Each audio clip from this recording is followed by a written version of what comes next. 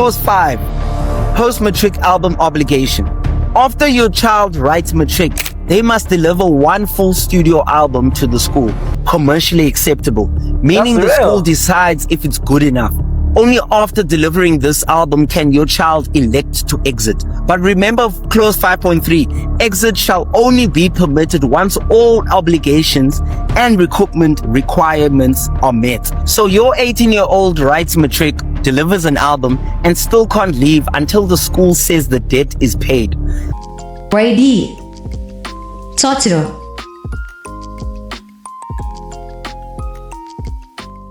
What's up, everybody? I hope you guys are doing good. Today we have a very interesting video.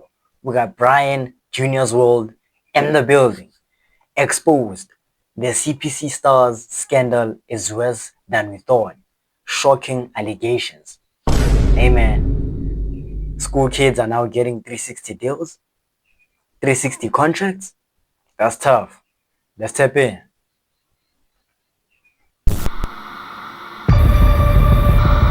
I always found it sus that these kids go to an estate, they dance at that said estate, and there are a lot of adults around them, like celebrities and influencers. And I'm always thinking, like, where exactly are the responsible adults in that situation who are there to look after them and make sure that nothing untoward happens to them, right? More specifically, the TikTok page of the said ambitious high school in Pretoria, is that TikTok page? Hey, and I also heard that, their monthly streams on Spotify are like 40,000 plus monthly listeners. You feel me? So I'm like, what? They also produce music, and I go to their YouTube channel. Bro, they're getting millions of views. Man. Page owned by the school or owned by someone outside of the school? And if it is owned by someone in the school, do the kids sign any form of a release agreement? I just know whoever runs Christian Progressive College in Pretoria knows a lot about the K-pop industry, has been studying the K-pop industry, and is like, let me bring my own version. I can't enjoy watching these kinds of videos anymore after seeing that TikTok exposing what really happens in those schools. I just saw this TikTok about the truth behind those schools that always post videos online of children dancing, gaining close to 10,000 likes. You see, when we raised concerns about those schools and why they were always dancing on TikTok, they called us haters. Now look at everything that's unfolding. A 360 deal for a 13-year-old is absolutely diabolical. I just came from their TikTok right now, and what do you mean that a school posted this kind of video? But you're probably asking yourself, what exactly has been going on? What is the school that's being talked about, and what video are people constantly talking about? Well, on the 27th of February, a guy on TikTok who goes by the name of Sia would reveal some shocking things about a well-known school in Pretoria. And the things he would reveal in this video absolutely took everybody by surprise because of all the videos we keep seeing online of these children seemingly enjoying what they're doing. However, little do we know that behind their smiles in these dance videos and hey man, it's like, it's okay if kids explore. You feel me? Like, they explore different talents, they touch on their creative side, that's a cool thing. But with what I've been seeing online, I heard that the CPC school was deregistered under Umelusi, which is like, an institution that provides metric certificate. You feel me? So if that's true, I'm not so sure. It's a bad look for the school, man. As much as we can have fun and dance, but hey bro, we need to tap in and learn. You feel me? I mean, most schools just learn, and they're not tapping in with the creative side of, the kids, which is kind of, But this school was able to do that, make kids dance, make kids, do music, which is cool. But at the same time, bro, it's like, with the look of things, CPC is kind of doing it too much. You guys are deregistered under Umelusi, bro. So how do the matric certificates work then?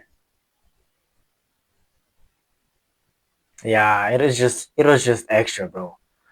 And I don't know if it's just a rumor or what, but they said you're not coming out of school unless you drop an album. Something like that, which is kind of crazy to me. Exploitation ring is pretty much controlling everything behind the scenes. I know you didn't ask, but I'm gonna tell you anyway. There's a school here on TikTok that's always dancing. You've probably wondered when these kids actually learn. They recruit them, give them bursaries, turn them into TikTok stars, and then they own them for 5 years minimum. I got my hands on a contract that was sent to me, and what I'm about to show you is one of the most concerning agreements I've ever seen. They call it a bursary. It sounds generous, right? Free education, free accommodation, food, clothing.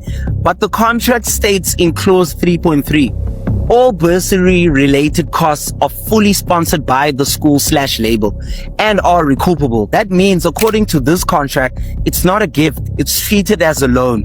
Every meal, every night's accommodation, school uniform. The contract allows the school to keep a tab running. And according to this agreement, the child has to pay it back through labor, image, and earnings for years. Now, you're probably wondering to yourself, like many people, what does the school mean which they'll take care of not only your school fees but also accommodation? Where are these kids staying where the school is pretty much willing to pay their monthly rent? Well, after doing some research, the answer is pretty shocking, because there's a constant estate that keeps coming up in a number of these videos, and this might give us the first clue of where exactly these kids have been staying for the duration of making these videos. Now, of course, I don't actually have any proof that this estate is where these children are staying, but it is quite interesting, Wuti. A majority of the videos they take dancing do happen within this estate, and it would make sense now that the school also takes care of accommodation, because there's some type of K-pop ring happening in this Clause school. 4.1. This agreement shall remain in force for fixed term of 5 years. Your 13-year-old signs this, they're locked in until they're 18. But wait, it gets worse. 4.2. Upon completion of grade 12, the school or label have an option to re-sign or renew the learner/artist for a minimum period of 3 years. So that's 8 years minimum if the school decides they are profitable.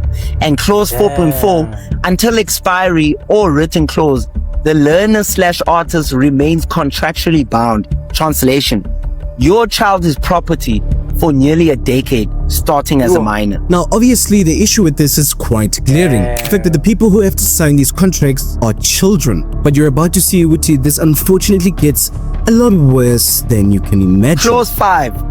Post-matric album obligation. After your child writes matric, they must deliver one full studio album to the school, commercially acceptable, meaning the school decides if it's good enough.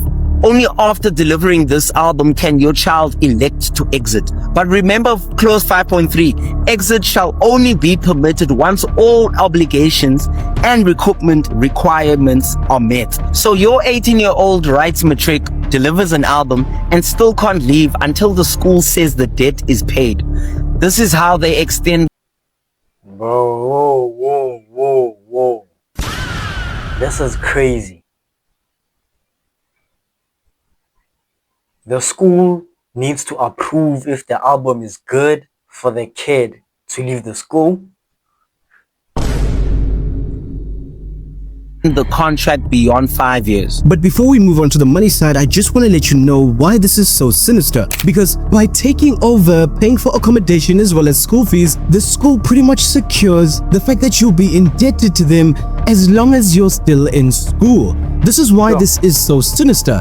It's not like you stayed at a place and if you make enough money, you can pay off for where you stayed.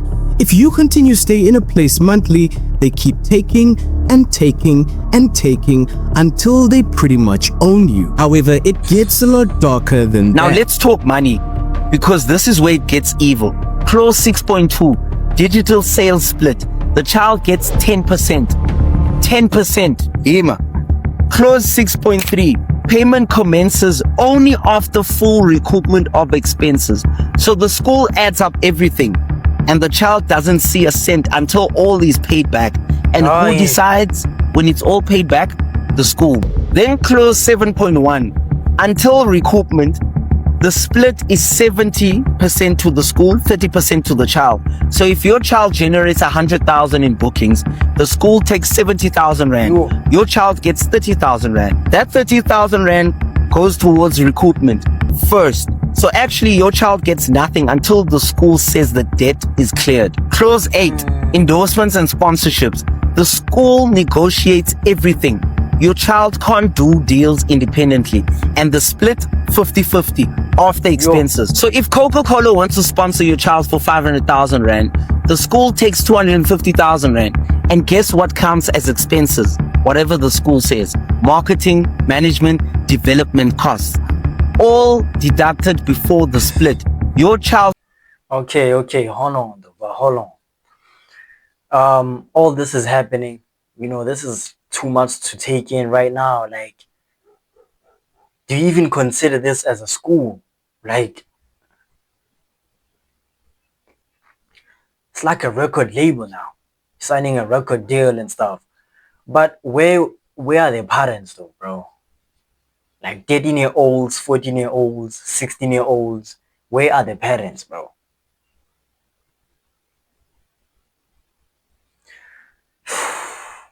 Or is it the same thing as what was happening back then with Justin Bieber and P. Diddy? Their parents don't really... They are... that's how I'm thinking, you know. Are the parents just going after the money or what? Because there's no way these kids don't have parents, bro. Somehow, their parents approved of this. You know, so it's kind of interesting to me, man. Face is worth 500,000 rand. The school takes half, then deducts expenses. Your child might see 50,000 rand if they're lucky. And remember, this is after recoupment. So that 50,000 rand also goes towards paying back the bursary. You see, unfortunately, the problem with all of this is we've seen this before. I mean, whether you're talking about the K-pop industry or even the boy band industry in America, the pattern remains the same. The exploitation of musicians in South Africa has been an ongoing discussion for years. Whether you look at people like Zahara or even legends like Brenda Fassie, exploitation in the music industry seems to be par for the course. And the issue is we don't recognize when history repeats itself all over again. You see, as somebody who was actually once in the school, I can tell you, Guti, times were a lot simpler when I was still a student. In fact, that sentiment would also be echoed by a comment under this video saying, Guti, this school used to be such a good school in the early 2000s. I wonder what exactly happened. And of course, everything in this video is alleged, so pretty much take everything you see with a grain of salt. But we do need to start asking questions of whether or not this is the best thing for these children, especially in the long run. If being an influencer is going to take over your entire life and you're pretty much bound to these contracts, it does hurt your future prospects. Do you maybe want to become a doctor? Do you maybe want to study medicine? Do you want to become a lawyer? Well, all of this is going to play a role in that. Because so long as you're in the school, so long as you're still a learner, you have to keep making these dance videos. You have to keep releasing music. You're pretty much a slave to this system and you've got nowhere to go. That's obviously going to affect your academic performance. It's going to affect your marks. It's going to also affect your long-term future. People all over the internet are rightfully angry as what they see as child exploitation. However, it would mean nothing if our anger starts and ends on social media. Of course, it's all fun and games now. It's all smiles and dances because the children don't know any better. But in a few years to come, after some reflection, after decisions have turned wrong, are we possibly going to be seeing a Netflix documentary? Will these children regret that their parents ever allowed them to sign such contracts? But most importantly, at that point, would it be too late? Yeah, man. Ooh, it's crazy. Oh. If all these accusations that are happening online are true, that's tough, bro. Their parents are reckless or they are not. I don't know, bro. Like, I'm speechless at this point, but there's a lot going on. But you guys comment down below and tell me what you think.